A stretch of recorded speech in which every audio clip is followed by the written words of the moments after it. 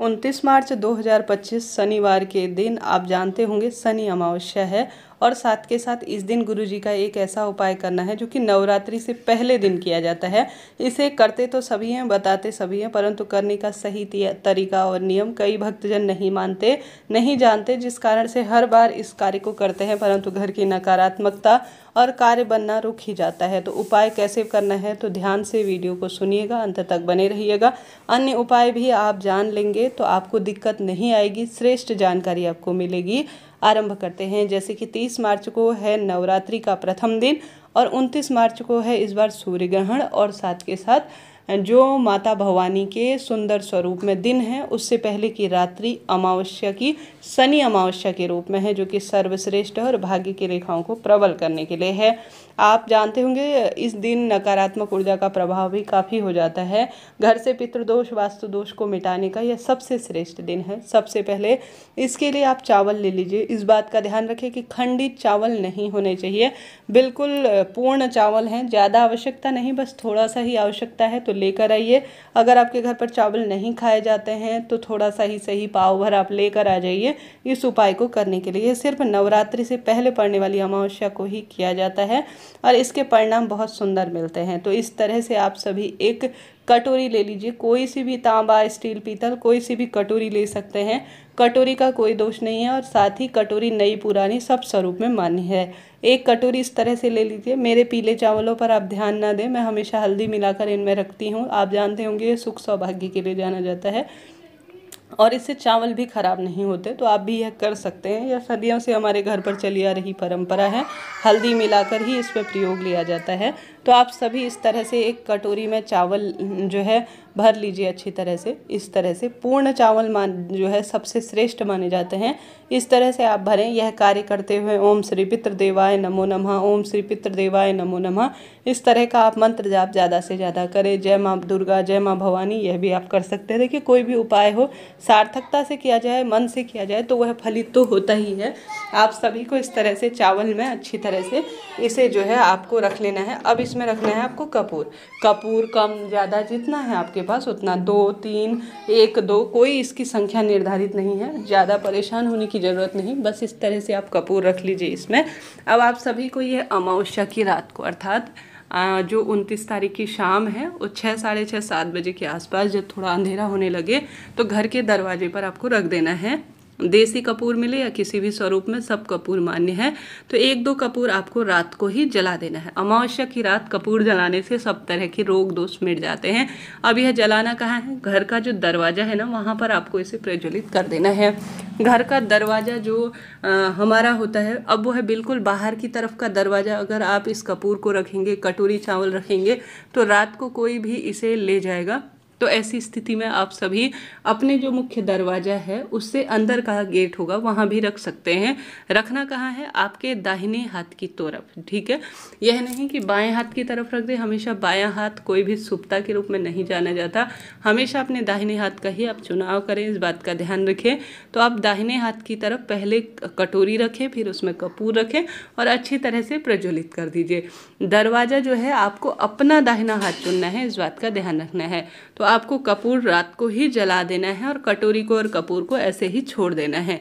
चाहें तो इसे घर पर भी घुमा सकते हैं, इच्छा आपकी है। फिर आप सुबह इसे ले जाइए और ले जाकर आप सभी किसी भी पीपल, आंवला, बड़ या कोई भी दिव्य वृक्ष हो जो आपके आसपास हो वहाँ ले जाकर इसे आप सभी, मेरे घर से वास्तु दोष खत्म हो, पितृबाधा और सभी तरह की समस्या का निदान हो, ऐसी प्रार्थना करते हुए नवरात्रि की सुबह स्नान इत्यादि से निवृत्त होकर या सुबह सुबह ही इसे ले जाकर उस पेड़ के नीचे छोड़ दीजिए। कटोरी आप वापस ले आइए, बस कपूर और चावल आप फेंक दीजिए, बस यही पर्याप्त है। चींटी चिड़िया कबूतर इसे ग्रहण कर लेंगी और आपको इसका संपूर्ण श्रेष्ठ फल मिल ही जाएगा। तो इस तरह से आपको यह करना है।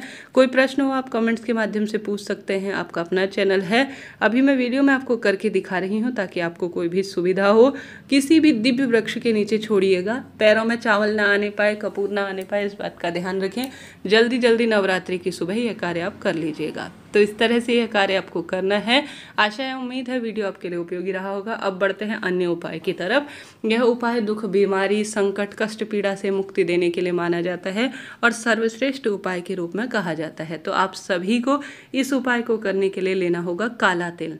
काला तिल आपको एक कटोरी में रखना है और इसे घर की रसोई में रख देना है। आप जानते होंगे, जब भारी पितृ बाधा, संकट, कष्ट आपको परेशान कर रहा हो तो आपको काला तिल से भरी हुई एक कटोरी अपने घर की रसोई में रखनी चाहिए। अमावस्या की रात रखें या दिन भर रखें, इच्छा आपकी है।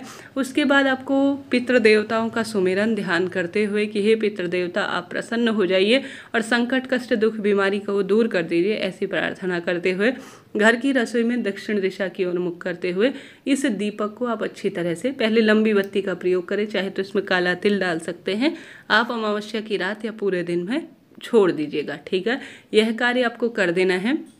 उसके बाद जब दीपक ठंडा हो जाए, जैसे आपने सुबह रखा अमावस्या की, तो 1-2 घंटे बाद आप सभी जो है कर सकते हैं। अगर रात्रि भर कर रहे हैं तो फिर सुबह करिएगा।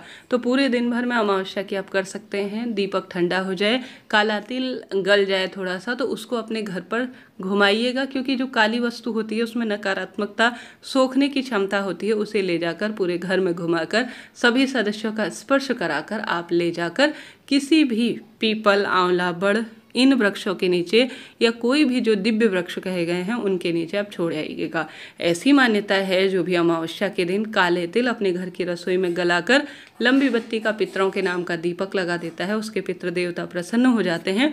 और काले तिल में ऐसी क्षमता होती है कि वह परिवार के सभी रोग, दोष, कष्टों को खींचने का कार्य करता है। तो आपको यह कार्य करना है और आवश्यक रूप से इस कार्य में आप इस बात का ध्यान रखें कि घर के सभी सदस्य जब गल जाएं, अर्थात वह भीग जाए काले तिल, तो वह सभी सदस्यों से स्पर्श कर लें और उसे घर में भी आपको घुमा देना है और फिर ले जाकर दिव्य वृक्षों की जड़ में आपको छोड़कर आ जाना है। इस तरह से आपको यह कार्य करना है। माँ भवानी, माँ दुर्गा की कृपा से आपके जीवन के शारीरिक, मानसिक, आर्थिक कष्ट कट जाएंगे और दुख, दरिद्रता का अंत अपने आप हो जाएगा। तो इस तरह से आपको यह दिव्य प्रयोग नवरात्रि के दिन अमावस्या से पहले जो दिन है उसमें आपको करना है। इस दिन पितरों के नाम का लंबी बत्ती का दक्षिण दिशा की ओर मुख करते हुए दीपक लगाएं, पीपल वृक्ष में दीपक लगाएं और मन की कामना कहते हुए अपनी बात महादेव, माता रानी से कहें। शिवलिंग पर दूध, काला तिल और आवश्यक रूप से गंगा जल चढ़ाएं और विशेष तौर पर आप सभी जो पीपल वृक्ष है उसकी जड़ में भी काला तिल वगैरह जरूर समर्पित करें। पितृ देवता प्रसन्न हैं तो जीवन में सब सुख अपने आप ही मिल जाता है। साथ के साथ आप सभी को एक समय का भोजन पंडित ब्राह्मण जी के लिए जरूर में दान देना है। ज़्यादा से ज़्यादा काले रंग की वस्तु का आप दान करें, जैसे कि काला तिल, काले जूते, छाता, चप्पल, इन चीज़ों का दान करें। एक समय का भोजन जरूर से दान में निकालें। पीपल वृक्ष की पूजा का सर्वश्रेष्ठ इस दिन विधान है, ऐसा वेद शास्त्रों में वर्णित है। तो आप इस शनि अमावस्या के दिन यह कार्य जरूर करें। लाभ आपके पूरे परिवार को इससे मिलेगा। हर हर महादेव, जय शिव शंभो।